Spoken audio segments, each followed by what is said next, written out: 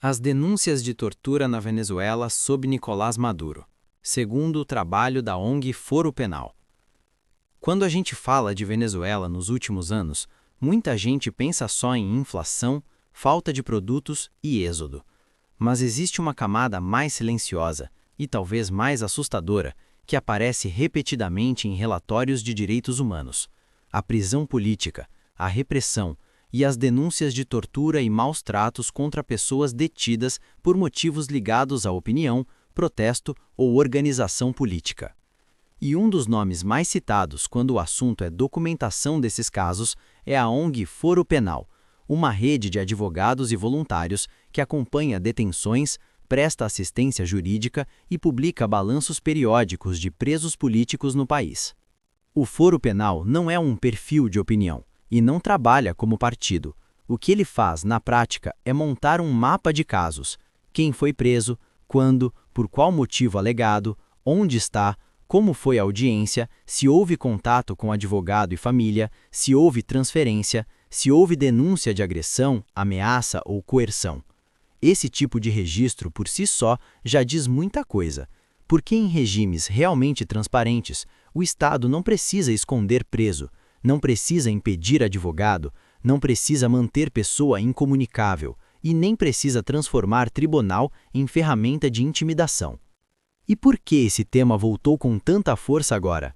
Porque a Venezuela viveu um ciclo de endurecimento após o período eleitoral de 2024, com denúncias de repressão a protestos e um salto no número de detenções, segundo organizações internacionais e entidades de direitos humanos.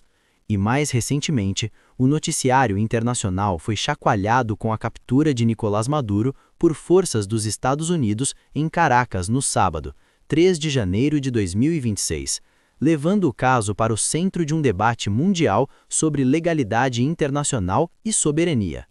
Mas este documentário não é sobre a operação em si, é sobre algo mais antigo e mais persistente: o padrão de repressão, que, segundo múltiplas fontes, teria se consolidado durante anos e que o Foro Penal ajuda a documentar caso a caso.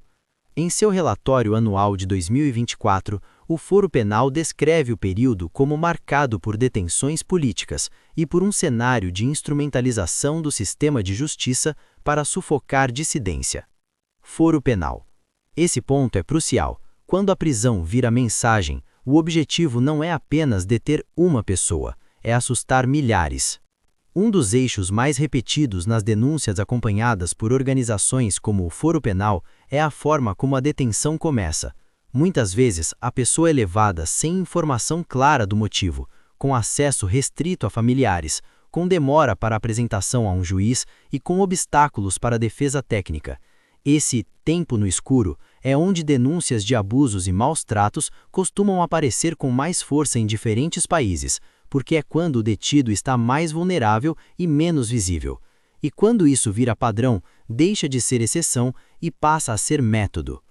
Outro eixo é o uso de acusações amplas e elásticas para enquadrar opositores. Termos como terrorismo, conspiração, incitação ao ódio ou traição podem existir em qualquer legislação, mas em ambientes autoritários eles viram uma espécie de rede. Você joga por cima de qualquer um que proteste, denuncie, organize greve, publique investigação ou faça campanha contrária ao governo. E aí, mesmo que o caso seja fraco, ele serve para manter a pessoa presa, impor medidas restritivas e destruir a vida cotidiana por meses ou anos. Relatórios internacionais descrevem esse tipo de prática como parte de uma arquitetura de repressão. E chegamos ao ponto mais sensível: as denúncias de tortura e outros maus tratos. Aqui é importante ter responsabilidade. Quando se fala em tortura, muita gente imagina apenas cenas extremas, mas o conceito é mais amplo. Inclui violência física e psicológica, ameaças, humilhação, privação deliberada de contato com família, isolamento prolongado, negação de assistência médica, coerção para confissão ou delação e condições de detenção que quebram a pessoa por dentro. A Missão Internacional Independente de Apuração de Fatos da ONU sobre a Venezuela afirma ter documentado práticas que configuram tortura ou tratamento cruel, desumano e degradante, além de apontar cadeias de comando e padrões de repetição. Um recorte que chocou o mundo foi o de detenções envolvendo adolescentes e denúncias de maus tratos no contexto pós-eleitoral. A Anistia Internacional publicou pesquisas sobre detenções arbitrárias e denúncias de tortura e maus tratos envolvendo crianças após o período eleitoral de 2024, o que amplia a gravidade do problema. Quando até menores entram nessa máquina, fica claro que a repressão não é cirúrgica, ela é expansiva.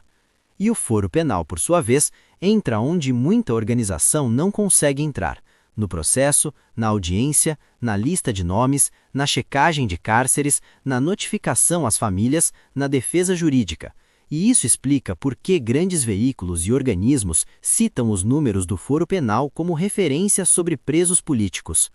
Em balanços recentes publicados pela própria ONG, o grupo relata centenas de presos políticos, com recortes por civis, militares, mulheres e até casos envolvendo adolescentes, além de registrar variações semana a semana.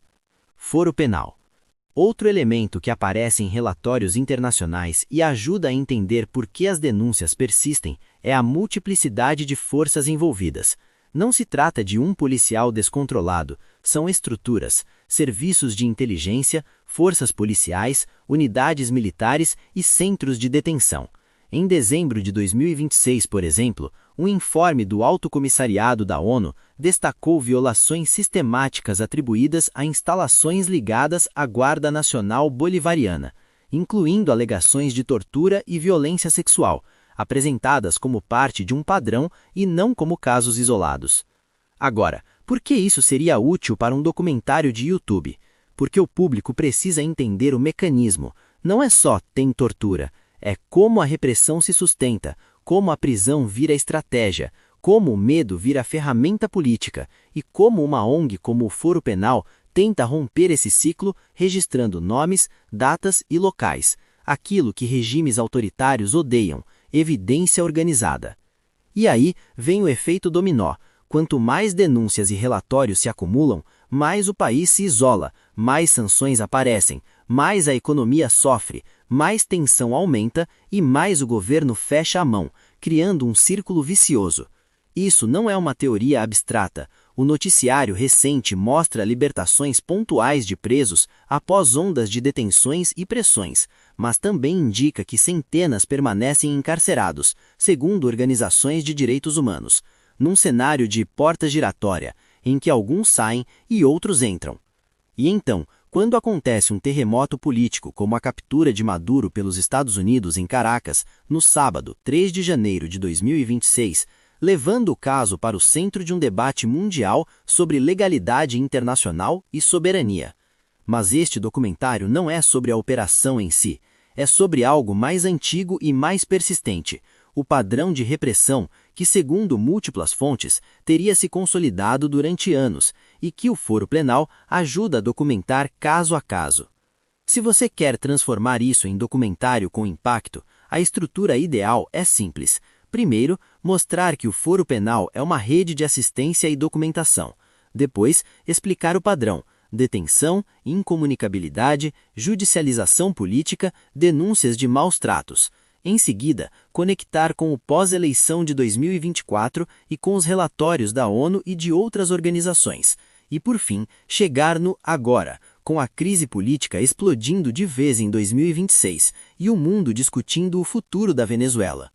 E eu termino com uma pergunta que vale para qualquer país: quando um governo passa a tratar oposição como crime e crítica como ameaça, quanto tempo demora para a violência virar rotina? Se você gostou desse tipo de curiosidade e quer continuar descobrindo coisas que quase ninguém te conta, já se inscreve no canal agora. Deixa o like para apoiar o conteúdo e comenta aqui embaixo qual desses erros mais te surpreendeu, ou sobre qual país você quer ver o próximo vídeo.